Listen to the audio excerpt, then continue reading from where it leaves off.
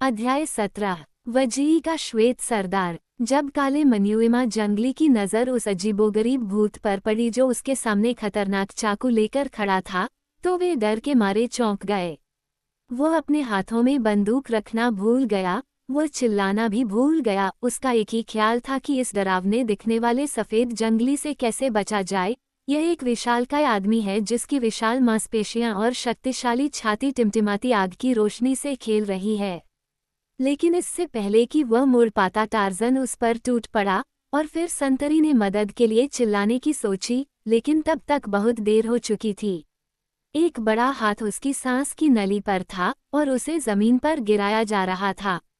वह उग्रता से लड़ रहा था, लेकिन व्यर्थ ही। एक बुलडॉग की तरह कठोर दृढ़ता के साथ वे भयानक उंगलियां उसके गले से चिपकी हुई थीं। तेजी से और निश्चित रूप से उसका जीवन समाप्त हो रहा था। उसकी आंखें उभरी हुई थीं, उसकी जीभ बाहर निकली हुई थी, उसका चेहरा एक भयानक बैंगनी रंग में बदल गया था, अकड़ती मांसपेशियों में ऐंठन वाला कंपन था, और मन्युइमा संतरी बिल्कुल शांत पड़ा था।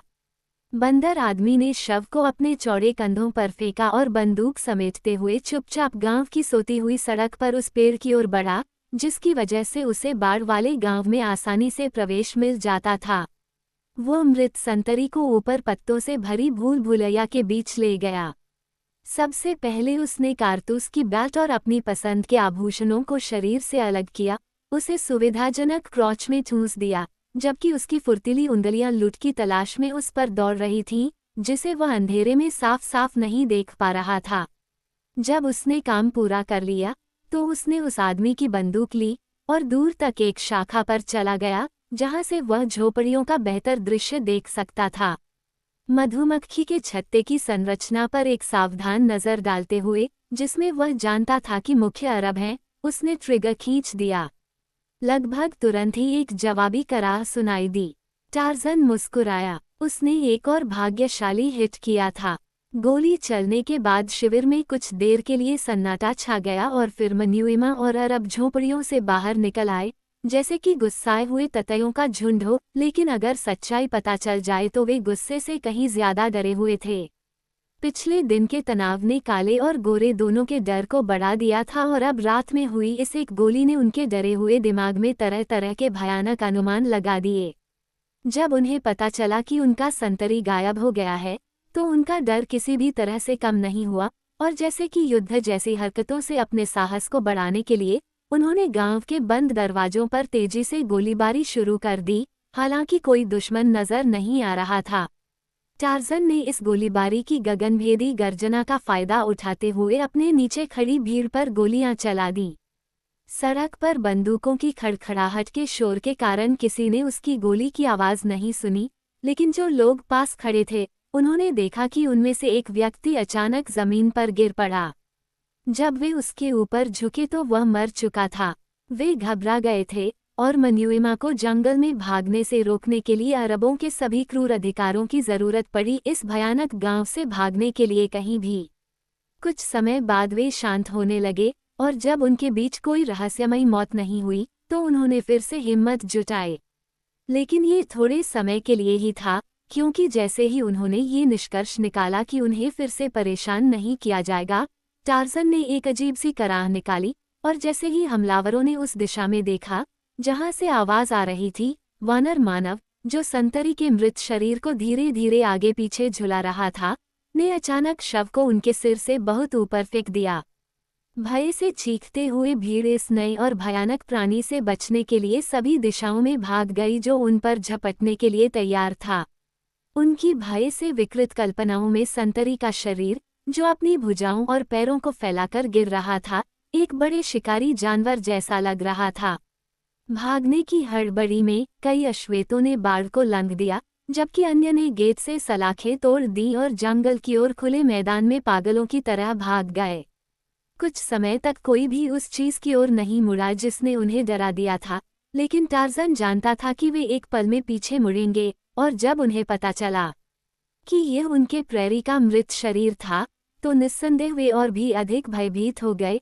लेकिन उसे एक निश्चित विचार था कि वे क्या करेंगे, और इसलिए वह चुपचाप दक्षिण की ओर गायब हो गया, चांदनी रात से भरी ऊपरी छत पर वापस वजी के शिविर की ओर चला गया। कुछ ही देर में एक अरब मुड़ा और उसने देखा कि पेड़ से कूदकर उन पर गिरने वाली चीज गांव की सड़क के बीचों बीच चुपचाप पड़ी हुई थी। वह सावधानी से उस ओर वापस रेंगता रहा जब तक कि उसे पता नहीं चला कि वह सिर्फ एक आदमी था। एक पल बाद वो उस आकृति के पास था और दूसरे पल उसने पहचान लिया कि यह मनुएमा की लाश है जो गांव के गेट पर पहरा दे रहा था। उसके साथी उसके बुलाने पर तुरंत उसके आसपास इकट्ठा हो गए और कुछ देर की उत्तेजित बातचीत के बाद उन्होंने ठीक वही किया जो टार्ज़न ने सोचा था। अपनी बंदूकें कंधों पर उठाकर उन्होंने उस पेड़ पर लगातार गोलियां बरसाईं जहां से लाश फेंकी गई थी। अगर टार्ज़न वहां रहता तो उसे 100 गोलियां लग जातीं। जब अरबों और मनुएमा को पता चला कि उनके मृत साथी के शरीर पर हिंसा के एकमात्र निशान उसके सूजे हुए गले पर बड़े बड़े उंगलियों के निशान थे, तो वे फिर से गहरी आशंका और निराशा में डूब गए।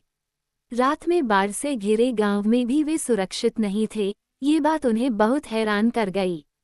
ये बात कि कोई दुश्मन उनके शिविर के बीच में घुसकर उनके पहरेदार को नंगे हाथों से मार सकता है, उन्हें समझ में नहीं आती थी और इसलिए अंधविश्वासी मनुएमा ने अपने दुर्भाग्य को अलौकिक कारणों से जोड़ना शुरू कर दिया। न ही अरब कोई बेहतर स्पष्टीकरण दे पाए। कम से कम 50 लोग काले जंगल में उड़ रहे थे और उन्हें इस बात का जरा भी अंदाजा नहीं था कि उनके अजीबोगरीब दुश्मन कब फिर से अपना क्रूर कत्लेआम शुरू कर देंगे। यह एक हताश हत्यारों का दल था जो बिना सोए सुबह होने का इंतजार कर रहा था। अरबों के इस वादे पर कि वे भोर होते ही गांव छोड़ देंगे और अपनी जमीन की ओर तेजी से आगे बढ़ेंगे, बचे हुए मनुएमा गांव में कुछ पल और रुकने के लिए राजी हुए। अपने क्रूर स्वामियों का डर भी इस नए आतंक को दूर करने के लिए पर्याप्त नहीं था। और ऐसा हुआ कि जब अगली सुबह टार्ज़न और उसके योद्धा हमला करने के लिए वापस लौटे तो उन्होंने पाया कि हमलावर गांव से बाहर निकलने के लिए तैयार थे। मनुएमा के पास चोरी का हाथीदांत लदा हुआ था। जब टार्ज़न ने इसे देखा तो वह मुस्कुराया, क्योंकि वह जानता था कि वे इसे ज्यादा दूर नहीं ले जा पाएंगे। फिर उसने कुछ ऐसा देखा जिससे उसे चिंता हुई। कई मनुएमा शिविर की आग के बचे हुए हिस्से में मशाले जला रहे थे। वे गांव में आग लगाने वाले थे। टार्ज़न बाढ़ से कुछ 100 गज की दूरी पर एक ऊंचे पेड़ पर बैठा था। अपने हाथों से तुरही बजाते हुए उसने अरबी भाषा में जोर से पुकारा, झोपड़ियों में आग मत लगाओ, नहीं तो हम तुम सबको मार देंगे। झोपड़ियों में आग मत लगाओ, नहीं तो हम तुम सबको मार देंगे। उसने 1 दर्जन बार यही दोहराया। मनुएमा हिचकिचाया, फिर उनमें से एक ने अपनी मशाल को कैंप फायर में फेंक दिया। बाकी लोग भी ऐसा ही करने वाले थे। तभी एक अरब ने उन पर डंडा लेकर हमला किया और उन्हें झोपड़ियों की ओर धकेल दिया। टार्ज़न समझ गया कि वो उन्हें छोटे छोटे छप्पर वाले घरों में आग लगाने का आदेश दे रहा था। फिर वह जमीन से 100 फीट ऊपर एक हिलती हुई शाखा पर सीधा खड़ा हो गया और एक अरब बंदूक को अपने कंधे पर उठाकर सावधानी से निशाना साधा और गोली चला दी। इस आवाज के साथ ही वह अरब जो अपने आदमियों से गांव को जलाने का आग्रह कर रहा था, वहीं गिर पड़ा और मनुएमा ने अपनी मशालें फेंक दी और गांव से भाग गए। आखिरी बार टार्ज़न ने उन्हें देखा तो वे जंगल की ओर भाग रहे थे, जबकि उनके पूर्व स्वामी जमीन पर घुटने टेककर उन पर गोली चला रहे थे। लेकिन अरबों को अपने गुलामों की अवज्ञा पर चाहे जितना गुस्सा क्यों न आया हो, उन्हें कम से कम ये तो पक्का यकीन था कि जिस गांव ने उन्हें 2 बार बुरी तरह पीटा था, उसे गोली मारने का आनंद त्यागना ही समझदारी होगी। हालांकि अपने दिल में उन्होंने कसम खाई थी कि वे फिर से इतनी ताकत से लौटेंगे कि वे पूरे देश को मीलों तक तबाह कर देंगे, जब तक कि वहां एक भी इंसान की जान न बचे। वे उस आवाज के मालिक को खोजने में असफल रहे जिसने झोपड़ियों में मशाल जलाने के लिए नियुक्त लोगों को डरा दिया था, लेकिन उनमें से सबसे तेज नजर वाला भी उसे ढूंढने में सक्षम नहीं था। उन्होंने अरब को गिराने वाली गोली के बाद पेड़ से धुएं का गुबार देखा था, लेकिन हालांकि तुरंत ही उसके पत्तों पर एक गोलाबारी की गई थी, लेकिन इस बात का कोई संकेत नहीं था कि यह प्रभावी था। टार्ज़न इतना बुद्धिमान था कि वह ऐसे किसी जाल में नहीं फंस सकता था, इसलिए उसके गोली चलाने की आवाज़ अभी शांत भी नहीं हुई थी कि बंदर आदमी जमीन पर गिर पड़ा और 100 गज दूर दूसरे पेड़ की ओर भागा। यहाँ उसे फिर से एक उपयुक्त जगह मिल गई जहाँ से वो हमलावरों की तैयारियों को देख सकता था। उसे लगा कि वह उनके साथ और भी ज्यादा मजा कर सकता है, इसलिए उसने फिर से अपनी तुरही बजाकर उन्हें बुलाया।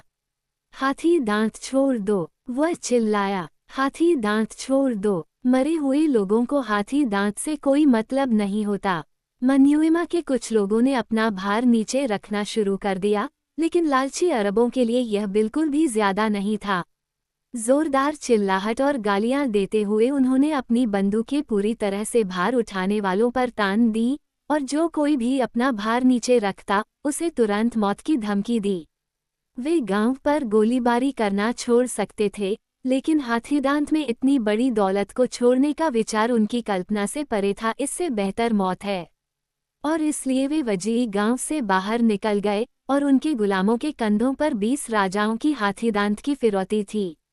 वे उत्तर की ओर बढ़े, जंगली और अज्ञात देश में अपनी जंगली बस्ती की ओर जो कोंगो से बहुत दूर महान जंगल की गहराई में स्थित है, और उनके दोनों ओर एक अदृश्य और निर्दयी दुश्मन यात्रा कर रहा था। टार्जन के मार्गदर्शन में काले वजीरी योद्धाओं ने खुद को घने झाड़ियों में दोनों तरफ पगडंडी पर तैनात कर लिया।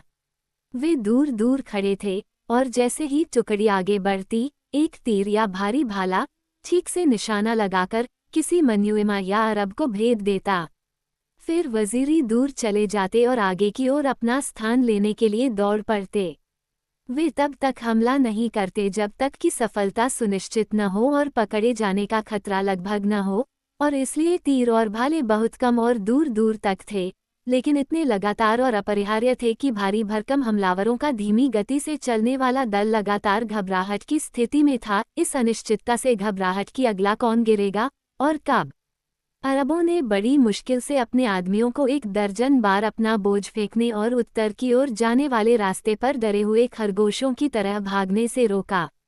और इस तरह दिन बीतता गया, हमलावरों के लिए एक भयावह दुर्स्वप्न, वजीरी के लिए थका देने वाला लेकिन अच्छी तरह से भुगतान किया जाने वाला काम। रात में अरबों ने नदी के किनारे एक छोटे से मैदान में एक कच्चा बोमा बनाया और शिविर में चले गए। रात के समय बीच बीच में एक बंदूक उनके सिर के ऊपर से गरजती और उनके द्वारा तैनात किए गए दर्जन भर संतरियों में से एक जमीन पर गिर जाता। ऐसी स्थिति असहनीय थी, क्योंकि उन्हें लगा कि इन घिनौनी चालों से वे एक एक करके पूरी तरह से खत्म हो जाएंगे, बिना अपने दुश्मन को एक भी मौत दिए। लेकिन फिर भी गोरे लोगों की लगातार लालची प्रवृत्ति के कारण अरबों ने अपनी लूट को पकड़े रखा, और जब सुबह हुई तो उन्होंने निराश मन्युइमा को मौत का बोझ उठाने और जंगल में लड़खड़ाते हुए आगे बढ़ने के लिए मजबूर किया। 3 दिनों तक यह मुरझाया हुआ दल अपनी भयावह यात्रा जारी रखता रहा। हर घंटे पर उसके घातक तीर या क्रूर भाले का निशान था। रातें अदृश्य बंदूक की गड़गड़ाहट से भयावह हो जाती थीं, जिससे पहरेदारी करना मौत की सजा के बराबर हो जाता था। चौथे दिन की सुबह अरबों को अपने 2 अश्वेतों को गोली मारने के लिए मजबूर होना पड़ा, इससे पहले कि वे घृणास्पद हाथी दांत उठाने के लिए संतुलन बना सकें। और जैसे ही उन्होंने ऐसा किया, जंगल से एक स्पष्ट और मजबूत आवाज गूंजी, आज तुम मर जाओगे, ओ मन्युइमा, जब तक कि तुम हाथी दांत नहीं रख देते। अपने क्रूर स्वामियों पर टूट पड़ो और उन्हें मार डालो। तुम्हारे पास बंदूकें हैं, तुम उनका इस्तेमाल क्यों नहीं करते? अरबों को मार डालो और हम तुम्हें नुकसान नहीं पहुंचाएंगे। हम तुम्हें अपने गांव वापस ले जाएंगे और तुम्हें खाना खिलाएंगे और तुम्हें हमारे देश से सुरक्षित और शांति से बाहर ले जाएंगे। हाथी दांत रख दो और अपने स्वामियों पर टूट पड़ो, हम तुम्हारी मदद करेंगे, नहीं तो तुम मर जाओगे। जैसे ही आवाज धीमी हुई, हमलावर पत्थर की तरह खड़े हो गए। अरबों ने अपने मन्युइमा गुलामों को देखा। गुलामों ने पहले अपने एक साथी को देखा, फिर दूसरे को। वे बस किसी के पहल करने का इंतजार कर रहे थे। वहां लगभग 30 अरब बचे थे और लगभग 150 अश्वेत। सभी हथियारबंद थे, यहाँ तक कि जो लोग कुली का काम कर रहे थे उन्होंने भी अपनी राइफलें अपनी पीठ पर लटका रखी थीं। अरब एक साथ आ गए। शेख ने मन्युइमा को आगे बढ़ने का आदेश दिया और बोलते समय उसने अपनी राइफल को कोक किया और उसे ऊपर उठाया। लेकिन उसी क्षण एक अश्वेत ने अपना भार नीचे फेंका और अपनी राइफल को पीछे से छीनकर अरबों के समूह पर सीधे गोली चला दी। एक पल में शिविर में शैतानों का समूह बन गया जो बंदूकों, चाकुओं और पिस्तौलों से लड़ रहे थे। अरब एक साथ खड़े थे और उन्होंने बहादुरी से अपनी जान बचाई, लेकिन उनके अपने गुलामों से उन पर बरस रही शीशे की बारिश और आसपास के जंगल से आ रहे तीरों और भालों की बौछार ने, जो अब सिर्फ उन पर निशाना साध रहे थे, पहले से ही इस बात पर कोई संदेह नहीं था कि परिणाम क्या होगा। पहले कुली द्वारा अपना भार नीचे फेंकने के 10 मिनट बाद ही अरबों में से आखिरी व्यक्ति भी मर गया। जब गोलीबारी बंद हो गई तो टार्जन ने पुनः मन्युएमा से कहा, हमारे हाथी दांत ले लो और इसे हमारे गांव में वापस कर दो, जहां से तुमने इसे चुराया था। हम तुम्हें कोई नुकसान नहीं पहुंचाएंगे। एक पल के लिए मन्युएमा झिझक गए। उनमें 3 दिन की उस कठिन राह पर दोबारा चलने की हिम्मत नहीं थी। वे आपस में धीमी आवाज में बातें करने लगे और उनमें से एक जंगल की ओर मुड़ गया और उस आवाज को जोर से पुकारा जिसने उनसे पत्तियों के बीच से बात की थी। उन्होंने पूछा, हमें कैसे पता कि जब आप हमें अपने गांव में रखेंगे तो आप हम सबको नहीं मार देंगे? तुम्हें नहीं पता, टार्जन ने जवाब दिया, सिर्फ इतना कि हमने वादा किया था कि अगर तुम हमारे हाथी दांत हमें लौटा दोगे तो हम तुम्हें कोई नुकसान नहीं पहुंचाएंगे। लेकिन ये तो तुम जानते ही हो कि अगर तुम हमारे कहे अनुसार नहीं लौटोगे तो हम तुम सबको मार सकते हैं, और अगर तुम हमें नाराज करोगे तो क्या हम ऐसा करने की ज्यादा संभावना नहीं रखते, बजाय इसके कि तुम हमारे कहे अनुसार चलो? मन्युएमा प्रवक्ता चिल्लाया, तुम कौन हो जो हमारे अरब आकाओं की भाषा बोल रहे हो? हमें तुमसे मिलने दो और फिर हम तुम्हें अपना जवाब देंगे। टार्जन उनसे 1 दर्जन कदम दूर जंगल से बाहर निकला। देखो, उसने कहा। जब उन्होंने देखा कि वह श्वेत था तो वे विस्मय से भर गए, क्योंकि उन्होंने पहले कभी किसी श्वेत जंगली को नहीं देखा था, और उसकी बड़ी मांसपेशियों और विशालकाय शरीर को देखकर वे आश्चर्य और प्रशंसा से भर गए। आप मुझ पर भरोसा कर सकते हैं, टार्जन ने कहा। जब तक आप मेरे कहे अनुसार काम करते रहेंगे और मेरे लोगों में से किसी को नुकसान नहीं पहुंचाएंगे, हम आपको कोई नुकसान नहीं पहुंचाएंगे। क्या आप हमारे हाथी दांत लेकर शांति से अपने गांव लौट जाएंगे, या फिर हम आपके बताए रास्ते पर उत्तर की ओर चलेंगे, जैसा कि हम पिछले 3 दिनों से चल रहे हैं?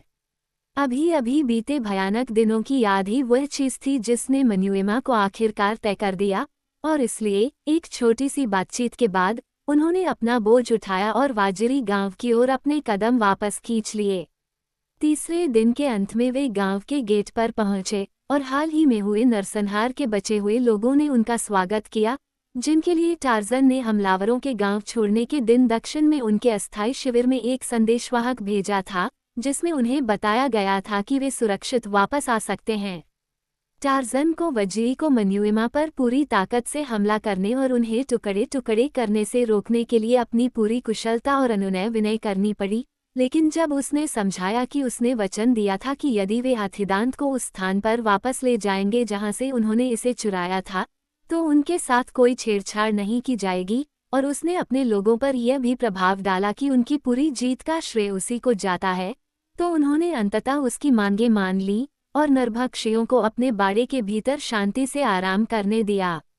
उस रात गांव के योद्धाओं ने अपनी जीत का जश्न मनाने और एक नया सरदार चुनने के लिए एक बड़ा जलसा किया।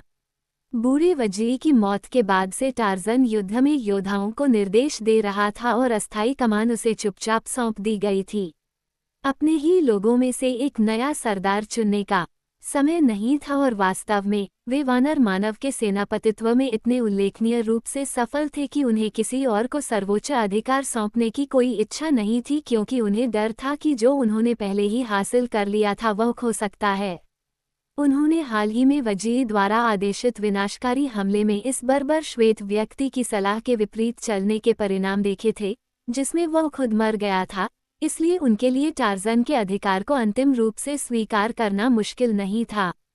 प्रमुख योद्धा एक छोटी सी आग के चारों ओर घेरा बनाकर बैठे और चर्चा की कि वजीरी के उत्तराधिकारी के रूप में किसे चुना जा सकता है। बुसुली ने सबसे पहले बात की। चूंकि वजीरी मर चुका है और उसके कोई बेटा नहीं बचा है, इसलिए हमारे बीच सिर्फ एक ही है जिसे हम अनुभव से जानते हैं कि वो हमें एक अच्छा राजा बना सकता है। सिर्फ एक ही है जिसने साबित किया है कि वो गोरे लोगों की बंदूकों के खिलाफ हमारा सफलतापूर्वक नेतृत्व कर सकता है और एक भी जान गंवाए बिना हमें आसान जीत दिला सकता है। सिर्फ एक ही है, और वह है वह गोरा आदमी जिसने पिछले कुछ दिनों से हमारा नेतृत्व किया है। और बुसुली अपने पैरों पर खड़ा हो गया और भाला उठाकर और आधा झुका हुआ शरीर लेकर टार्जन के इर्द गिर्द धीरे धीरे नाचने लगा, उसके कदमों की ताल पर गाते हुए, वजी वजी का राजा, वजी अरबों का हत्यारा, वजी वजी का राजा। एक एक करके अन्य योद्धाओं ने गंभीर नृत्य में शामिल होकर टार्जन को अपना राजा स्वीकार किया। महिलाएं आईं और घेरे के किनारे पर बैठ गईं, ढोल बजाते हुए, नर्तकियों के कदमों के साथ ताली बजाते हुए योद्धाओं के जयकारे में शामिल हो गईं। घेरे के केंद्र में वानरों का टार्जन बैठा था, वजीरी का राजा, क्योंकि अपने पूर्ववर्ती की तरह उसे अपने कबीले का नाम अपनाना था। नर्तकियों की गति तेज होती जा रही थी, उनकी जंगली और बर्बर चीखें तेज होती जा रही थीं। महिलाएं एक साथ उठती गिरती थीं, कभी कभी अपनी आवाज को पूरी तरह से हिलाती थीं। भाले तेजी से लहरा रहे थे, और जब नर्तकियां नीचे झुकती थीं और गांव की सड़क की कठोर पक्की धरती पर अपनी ढालें मारती थीं, तो पूरा नज़ारा इतना भयानक और बर्बर होता था मानो यह मानवता की धुंधली सुबह में अनगिनत युगों पहले मंचित हो रहा हो। जैसे जैसे उत्साह बढ़ता गया, वानर मानव अपने पैरों पर खड़ा हो गया और जंगली समारोह में शामिल हो गया। चमचमाते काले शरीरों के घेरे के बीच में वह उछला, दहाड़ा और अपने भारी भाले को उसी पागलपन से हिलाया जिस तरह उसके साथी जंगली लोग रोमांचित थे। उसकी सभ्यता का आखिरी अवशेष भी भुला दिया गया था, वह अब पूरी तरह से एक आदिम मनुष्य था। वह उस भयंकर जंगली जीवन की स्वतंत्रता का आनंद ले रहा था जिसे वह प्यार करता था, इन जंगली अश्वेतों के बीच अपने राजत्व पर गर्व कर रहा था।